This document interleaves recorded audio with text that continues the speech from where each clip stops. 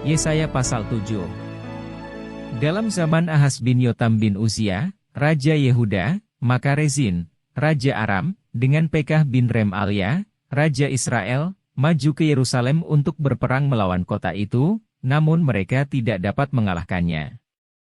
Lalu diberitahukanlah kepada keluarga Daud, Aram telah berkemah di wilayah Efraim, maka hati Ahaz dan hati rakyatnya gemetar ketakutan seperti pohon-pohon hutan bergoyang ditiup angin. Berfirmanlah Tuhan kepada Yesaya, baiklah engkau keluar menemui Ahaz, engkau dan Shear-Yashub, anakmu laki-laki, ke ujung saluran kolam atas, ke jalan raya pada padang tukang penatu. Dan katakanlah kepadanya, teguhkanlah hatimu dan tinggallah tenang, janganlah takut dan janganlah hatimu kecut karena kedua puntung kayu api yang berasap ini, yaitu kepanasan amarah Rezin dengan Aram dan anak Remalia. Oleh karena Aram dan Efraim dengan anak Remalia telah merancang yang jahat atasmu, dengan berkata, marilah kita maju menyerang Yehuda dan menakut-nakutinya serta merebutnya. Kemudian mengangkat anak Tabeel sebagai raja di tengah-tengahnya. Maka beginilah firman Tuhan Allah. Tidak akan sampai hal itu. Dan tidak akan terjadi. Sebab Damsyik ialah ibu kota Aram. Dan Rezin ialah kepala Damsyik. Dalam 65 tahun Efraim akan pecah, tidak menjadi bangsa lagi. Dan Samaria ialah ibu kota Efraim. Dan anak Remalia ialah kepala Samaria. Jika kamu tidak percaya, sungguh, kamu tidak teguh jaya. Tuhan melanjutkan firman-Nya kepada Ahaz, katanya, mintalah suatu pertanda dari Tuhan, Allahmu, biarlah itu sesuatu dari dunia orang mati yang paling bawah atau sesuatu dari tempat tertinggi yang di atas. Tetapi Ahaz menjawab, aku tidak mau meminta, aku tidak mau mencobai Tuhan. Lalu berkatalah Nabi Yesaya, baiklah dengarkan, hai keluarga Daud. Belum cukupkah kamu melelahkan orang, sehingga kamu melelahkan Allahku juga? Sebab itu Tuhan sendirilah yang akan memberikan kepadamu suatu pertanda. Sesungguhnya, seorang perempuan muda mengandung dan akan melahirkan seorang anak laki-laki, dan ia akan menamakan dia Immanuel. Ia akan makan dadi dan madu sampai ia tahu menolak yang jahat dan memilih yang baik. Sebab sebelum anak itu tahu menolak yang jahat dan memilih yang baik, maka negeri yang kedua rajanya engkau takuti akan ditinggalkan kosong. Tuhan akan mendatangkan atasmu dan atas rakyatmu dan atas kaum keluargamu hari-hari seperti yang belum pernah datang sejak Efraim menjauhkan diri dari Yehuda yakni Raja Asyur. Pada hari itu akan terjadi. Tuhan bersuit memanggil lalat yang ada di ujung anak-anak sungai Nil. Dan memanggil lebah yang ada di tanah Asyur.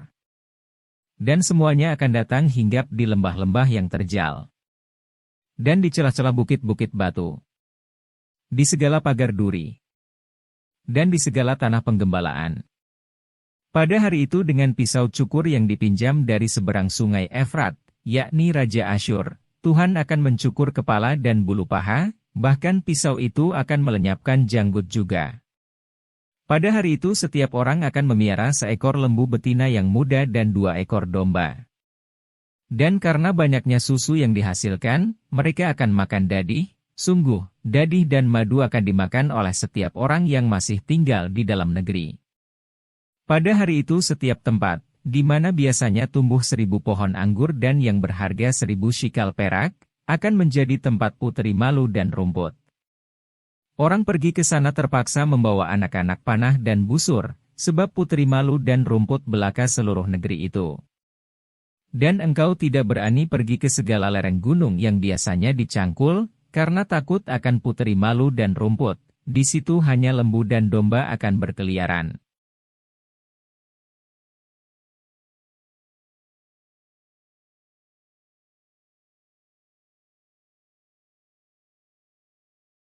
Shalom saudara-saudaraku yang kekasih di dalam Tuhan Yesus, puji Tuhan kita masih diberi kesempatan hidup hari ini dan dapat mempelajari firman Tuhan, panduan kehidupan dari Yesaya 7. Tuhan Yesus memberkati. Raja Ahaz merasa sangat takut karena kerajaan Syria dan Israel sudah bersatu untuk menyingkirkan Yehuda. dan akan menobatkan raja baru di sana. Lalu Asyur dan Mesir pun sedang bergerak, membuat keadaan semakin mencekam, semakin menekan. Ketika situasi kehidupan menekan kita, apa yang kita lakukan? Seharusnya mencari Tuhan, benar? Tetapi Ahaz mengandalkan kebijaksanaannya sendiri. Ia membuat perjanjian dengan Raja Asyur, dan akhirnya Asyur mengingkari perjanjian tersebut. Celaka. Jadi kita harus cari Tuhan. Karena hanya Tuhan pengharapan kita yang selalu bisa diandalkan. Amin. Selanjutnya mengenai perkataan Nabi Yesaya kepada raja, itu benar berasal dari Tuhan, dapat dipercayai.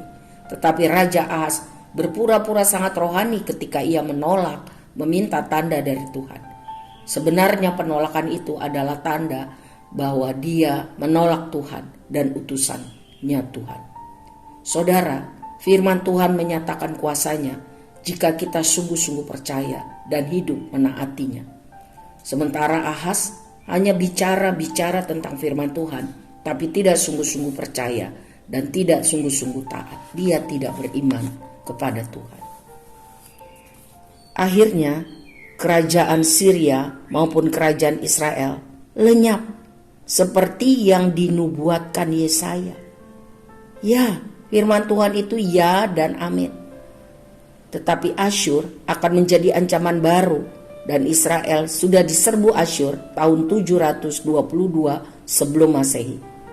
Dan akhirnya runtuh.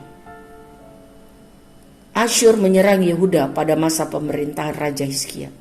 Tetapi Tuhan menolong, mengalahkan mereka. Haleluya. Yehuda kemudian direndahkan oleh Asyur karena umat Tuhan tidak sungguh percaya pada firman Tuhan. Jadi saudara, yang memberi kita kemenangan di dalam kehidupan ini adalah iman percaya yang sungguh kepada Tuhan. Bukan kepada kekuatan manusia, bukan pada kekuatan harta dan sebagainya. Sebab itu percayalah kepada Tuhan dengan segenap hati kita, sungguh-sungguh, dan tidak mengandalkan diri kita sendiri. Manusia lemah, tetapi Tuhan adalah Raja di atas segala raja. Ia berkuasa. Sebab itu saudara, milikilah persekutuan yang erat dan akrab dengan Tuhan setiap hari. Immanuel, Tuhan beserta kita. Amin.